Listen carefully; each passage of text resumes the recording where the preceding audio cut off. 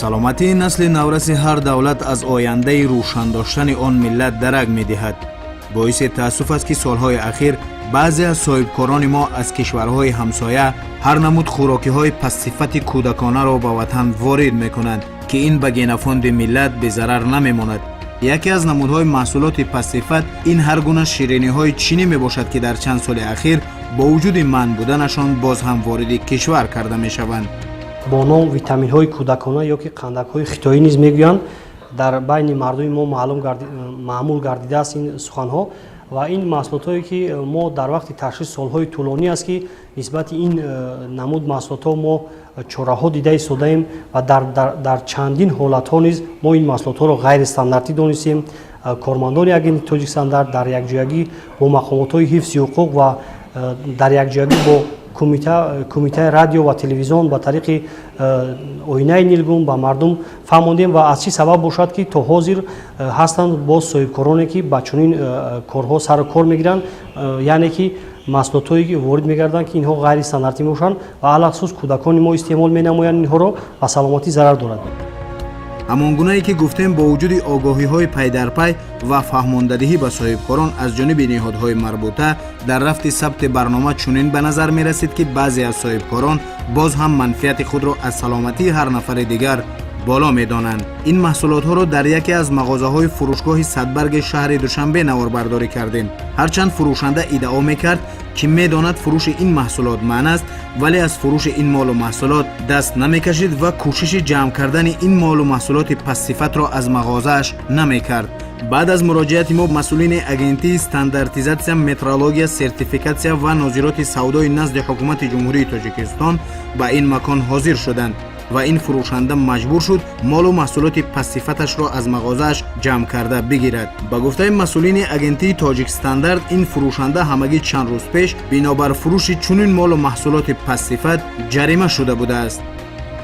мушкиле ки шумо шоҳид ҳастед, имрӯз ба ҳамаи он санҷишҳои нақшавӣ дар як ҷой бо мақомотҳои қудратӣ гузаронида шуда, баъзе аз соҳибкороне пайдо шуданд ки боз ба фурӯхтани қандҳои хитоӣ машғуланд.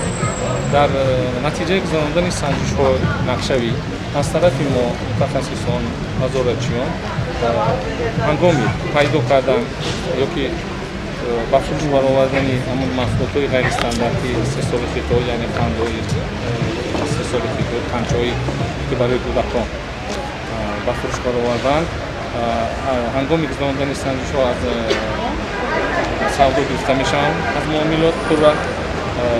он соҳибкоре ки ба ғайриқонунӣ фурӯхтани ҳамин маҳсулотҳои қочоқ, яъне таҳти қочоқ ворид шуда машғуланд, ҷазои маъмулӣ пешбинӣ мешавад. дар асоси кодекси маъмулии ҷумҳурии Тоҷикистон ҷазои маъмулӣ пешбинӣ мешавад. вале ба ҳамаи ин нигоҳ накарда, чӣ қадar ки шумо шоҳид ҳастед, дар баъзе нуқтаҳои савдо фурӯши ҳамин маҳсулотҳои ғайристандарт, яъне қандҳои хитоӣ ба назар мерасад. ахиран аз ҷониби кормандони хадамоти гумруки назди ҳукумати ҷумҳурии Тоҷикистон фурӯши чунин маҳсулоти пастсифат ва зарарнок аз ҷониби як соҳибкорзан ошкор карда шуд ки ба гуфтаи масъулин зиёда аз 56 тонна чунин қандҳои хитоиро ташкил медодааст.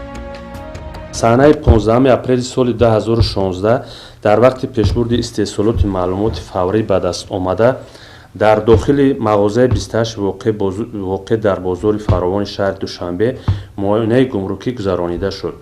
дар вақти аз назаргузаронӣ маълум гардид ки дар ошонаи якум, дуюм ва сеюми анборҳои мағоза миқдори зиёди маҳсулотҳои қаннодӣ кӯдакона ва бозичаҳои кӯдаконаи истеҳсоли ҷумҳурии халқии Хитой мавҷуд мебошад. ӯ молу маҳсулотҳои тариқи қочоқ ворид намудаашро бе гирифтани сертификати мутобиқат дар мағоза бароварда ба савдо пешниҳод намудааст. дар рафти сабти барнома мо низ шоҳид шудем ки воқеан мағозаи рақами 28 дар бозори фаровони шаҳри Душанбе аз ҷониби хадамоти гумруки кишвар қулф зада шуда буд. ҳарчанд дар 3 соли охир фурӯши ин гуна маҳсулотҳо дар марказҳои фурӯш камтар ба назар мерасад, вале дар як реди наворбардорие ки мо дар нуқтаҳои фурӯши шаҳри Душанбе доштем, чунин ба назар мерасид ки баъзе аз фурӯшандаҳо то ҳол ин қандҳои хитоӣ ё ба истилоҳ витаминҳои хитоиро ба фурӯш гузошта буданд ки ба гуфтаи масъулин ин қандҳо пур аз заҳр мебошанд. воқеан заҳрнок гуфтани мо аз ин маҳсулот бедалел нест. кормандони агентии тоҷик стандарт ин маҳсулотро ҳарчанд ки пештар ҳам чандин маротиба санҷида буданд, аз нав санҷида баромаданд ва акнун гӯш диҳед ба назари масъулини ин ниҳод. дар вақти ташхис ин маҳсулотҳо сӯзонида мешавад ва дар кислотаҳо сӯзонида мешавад ки бояд ки дар кислотаҳо пурра ин маҳсулотҳо ҳал шавад ва аз чӣ сабаб бошад ки ин маҳсулотҳо пурра ҳал намешаванд ва миқдори зиёди хокистарнокӣ дар таркиби ин маҳсулотҳо зиёд мебошад ва яъне он қадар сахтанд ин маҳсулотҳо ки ҳатто дар даруни кислотам бале дар ҳақиқат ба он дараҷаи ин қандакҳо сахте мебошанд ки дар кислота низ ҳал намешавад. пас худ қазоат баред ки пас дар кислота ки ҳал нашуд аз куҷо дар меъдаи кӯдакони мо ин маҳсулот ҳал мешавад. албатта ба саломатии кӯдакони мо зарар дорад ва мо чунин маҳсулотҳоро барои харидорӣ кардан барои падарон модарон гуфтанӣ ҳастем ки худдорӣ намоянд ва дар вақти харидорӣ намудан ба ҷои чунин маҳсулотҳои тара тозаи табиии истеҳсоли ватаниро харидорӣ намоянд. дар рафти сабти барнома аз масъулини агентии тоҷик стандарт пурсидем ки агар ҳуҷҷатгузори чунин молу маҳсулоти хӯрокворӣ дар кишвар онҳо ҳастанд, пас чӣ гуна фурӯши ин хӯрокиҳои пассифат ва зарарнок ҳоло ҳам дар баъзе аз нуқтаҳои фурӯш ба назар мерасад. дар ҳақиқат дар нуқтаҳои савдои шаҳри ноҳияҳоямон алахсус дар пойтахтамон чунин маҳсулотҳо ба назар мерасанд. нисбати солҳои пешин кам шуда бошад низ, вале ҳастанд ашхосоне ки яъне соҳибкороне ки ба чунин соҳибкорӣ сар кор доранд ва бисёри ин маҳсулотҳои қандаке ки дар байни халқи мо маъмул гаштааст витаминҳои хитоӣ мегӯянд ё ки қандакҳои хитоӣ, яъне ки ба тариқи қочоқ ворид мегарданд. аз куҷо мо мефаҳмем ки ба тариқи қочоқ ворид мегарданд? дилхоҳ мағозае ки мо дароем агар аз сертификати мутобиқати чунин маҳсулотҳо мо пурсон шавем, дар ҳақиқат онҳо яъне ки сертификати мутобиқат надоранд, кафолат дода наметавонанд. ман ягон намуди сертификат надорам. бале маълум мегардад ки вақте ки маҳсулот сертификати мутобиқат надошта бошад, яъне кафолат барои сифати ин дода намешавад ва маълум мегардад ки чунин маҳсулотҳо ба тарзи ғайри легалӣ, яъне ки ба тариқи қочоқ ворид мегарданд. мутаассифона баъзе аз соҳибкорон ки ба фурӯши ин гуна молу маҳсулот машғул буданд, худро беайб дониста гуноҳро ба сари дигарон бор мекарданд. дар ҳамин замина аз масъулини соҳаи гумруки кишвар низ нисбати чӣ гуна ворид шудани ин гуна молу маҳсулотҳои пассифат ба бозорҳои тоҷикистон суол кардем. сарҳади мо аз ҳама сарҳади вазнинтарини мо бо ҳамин тӯлонӣ дар қирғизистон аст ки бо давлати қирғизистон, ҷумҳурии қирғизистон як роҳи калон мегзарад, мошин ҳамин и тараф гузашт тамом ҷумҳурии тоҷикистон.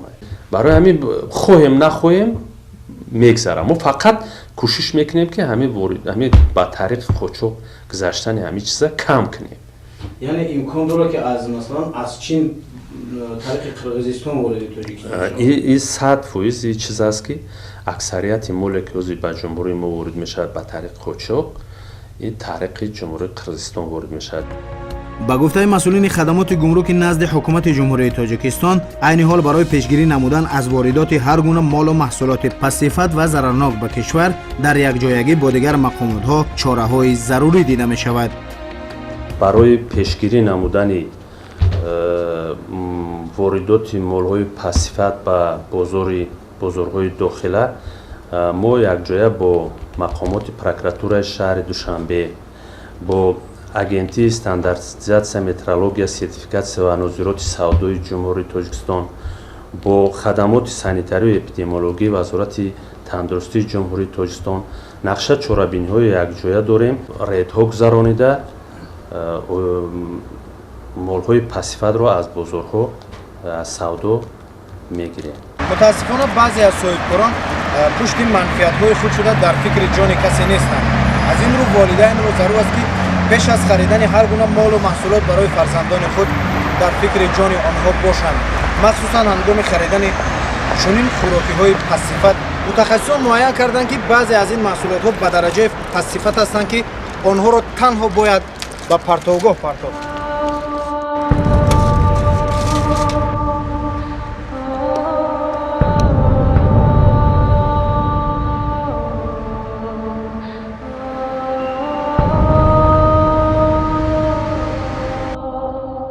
охир бори дигар ба диққати волидайн мерасонем ки пеш аз харид намудани ҳар гуна хӯрокиҳо махсусан барои фарзандонашон зиёд эҳтиёткор бошанд. ҳоло чанд намуд қандҳо ё ба истилоҳ витаминҳои хитоиро намоиш медиҳем ки ба гуфтаи масъулини Тоҷикстандард харид ва истеъмолашон қатъиян манъ аст.